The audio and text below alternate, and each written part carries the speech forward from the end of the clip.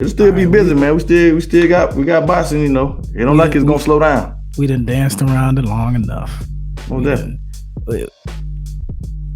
What y'all think? Q, how do you see the fight going? I'm gonna just say this, man. And I think that's a good tactic. What Fury, what they're doing with the weight, because he's gonna need that. He's gonna need them shock absorbers. He's gonna need those pounds because Wilder done put on some weight too. I don't know if y'all seen him, but he's a lot more. He done put on a lot more muscle. I'm a little worried about him putting on too much, but this how I see it going. If Fury makes Wilder fight going backwards like he did in the last fight, Wilder gonna have to be able to use footwork. He can't fight going backwards.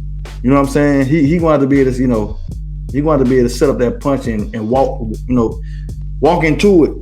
Because he's not the biggest, he's not the counter puncher like that, knocking people out with counter punches. But hopefully they worked on that, because he's gonna be in a bunch of uncomfortable spaces. It's gonna be very interesting to see how he handles this, and I hope mentally, he's ready to go through hell. Because I feel like, Fury with his boxing mind and then what he's doing, I fully see what he's doing, and it's more of a mystery about Wilder, and I think if he could use his range generalship and work on the things he worked on, and I want to see if he could fight, if he has to fight going backwards at some points, but I don't want to see him backing up all night, because I know that's just, the Mack truck versus the Wilder said he's gonna be the freight train, so I want to see the freight train. If he could be the freight train, I see Fury getting out of there in about 7-8 rounds, bro. I don't see it lasting, but if he in reverse, I don't know, bro. It might be, that's just how I see it. Keeping it a buck. You know what I'm saying? Because I'm neutral. You feel me? I'm neutral. That's my take. You know what I'm saying? Show the again, man. Back in blood. Go back in blood, baby. You know what I mean? Shout out Looney Tunes boxing, man. You know what I mean? Yeah. Hey, man, I'm gonna say this, man. We were about to see if how much was Deontay benching on that one video? Was it 350? When about three? How much? 350 was the last one I saw. 350. Okay, all right. So we're about to see, just how much this benching of 350 pounds now pays off in this fight. Honestly, the way I see it, I personally see Deontay Wilder giving us some wrinkles. I see him giving us a little bit of a different Deontay than we've seen in the previous 2 fights. But as I stated before, I personally think all of that's going to go out the window, man, once we get about to the middle of the fight. When that fatigue starts to set in, I personally think that we're going to see Deontay go back to what he knows, which is going to be hunting for that 1 or 2 major shots on Tyson Fury. I think ultimately he did not have enough time of real experience under the lights to really work on those things and really ingrain it in any kind of muscle memory. So honestly, I personally, if I had to call it right now, I see it being a decision victory for Tyson Fury. I do not expect Wilder to get knocked out or TKO'd like we saw in the previous fight. I think that he's going to move around a little bit more, and I think he's going to throw a few more shots at Fury to kind of keep him somewhat at bay. But I'd be lying to y'all if I said, man, how much y'all think Deontay gonna step in the ring at? I give him no higher than 230. I don't think he'll step in any higher than 230. I think that's accurate. 230, 235. So he steps probably about where it was last time, 230.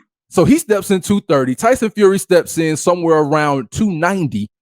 So we're talking about at minimum this go round, if Sugar Hill is keeping it 100, at minimum a 60-pound discrepancy in weight off the rip. And that's if, like we said, if Deontay ballooned up to 230, which I don't even think he'll really do that. So I think it's going to be something where that pressure of that big 6'9" dude who's almost 300 pounds, I mean, fatigue will set in. Straight up, man. Fatigue's going to set in. And I think at a certain point, man, Deontay Wilder going to go for what he know. But when you think about it, Deontay Wilder fought the last fight at 230. He was like 231. So it ain't ballooning up. But he's like, you can see the muscle mass. It like, of course, on the upper body, legs still, But he I wish he was doing some squats. That's what I wish he was doing. I'm gonna But say this. now, what I will say real quick about the strategy now, because he did reveal a little strategy. Now, I actually like what he said. He said, "I'm gonna hit his arms, I'm gonna hit his body, I'm gonna hit his shoulders." You know what I'm saying? He said, "I'm gonna hit him everywhere. It is not a part of the body I'm not gonna hit." So that's what I you said the opposite. The opposite of don't sit what back and Joshua sit back did. and try to be a don't sit back and be a counter puncher or be prey. Make it. I want to see him backing up Fury. I want to see him making Fury think twice because everything hurt. You know what I'm saying? And Q, you heard me? I said so the opposite of what Joshua should have did against exactly. Right. To that point, the opposite of what Joshua did, because you're not going to box Tyson Fury. To that point where you say you want to see him make Fury think twice. I think, and so there's so many ways to look at it, right? I think Fury might be getting too big, right? Because people can say, "Oh, he's training at that weight. He's walking around at 290." Here's one thing I doubt he's going to be able to do more of. I don't think he's going to have more output at 290, right? You're going to bust his heart. I believe that.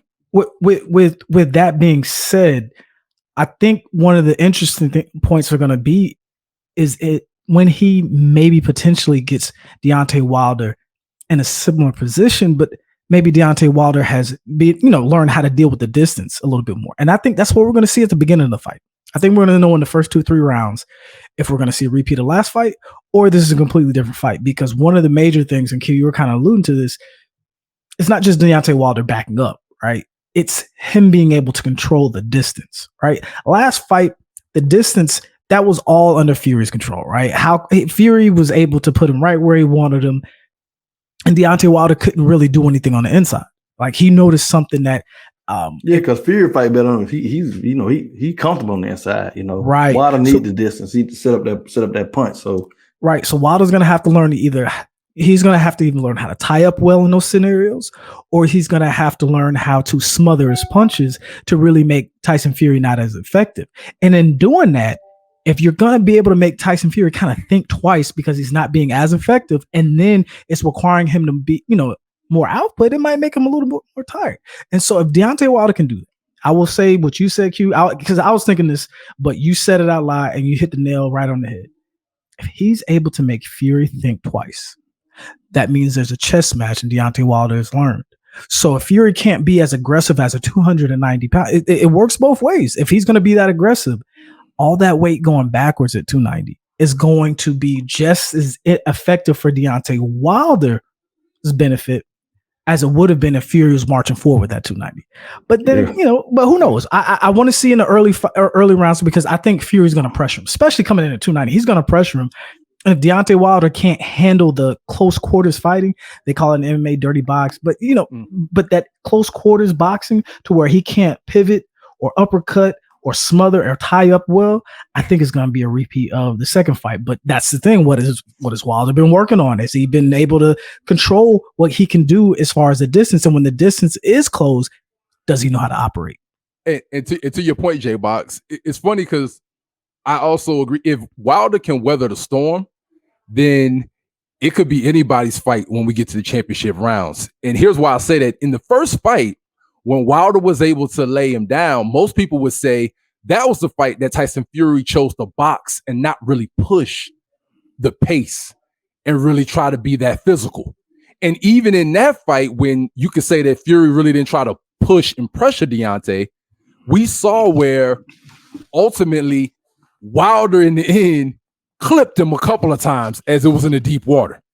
So now if you're saying if it's going to be a fight like we all expect where he's going to push the pace, if Deontay can somehow weather the storm and drag it on late in the fight, like you said, Jay, about at 290, 300 pounds, if you're really that heavy, I'm sorry, you can't keep up that pace without fatigue setting in somewhere around round 9 or 10.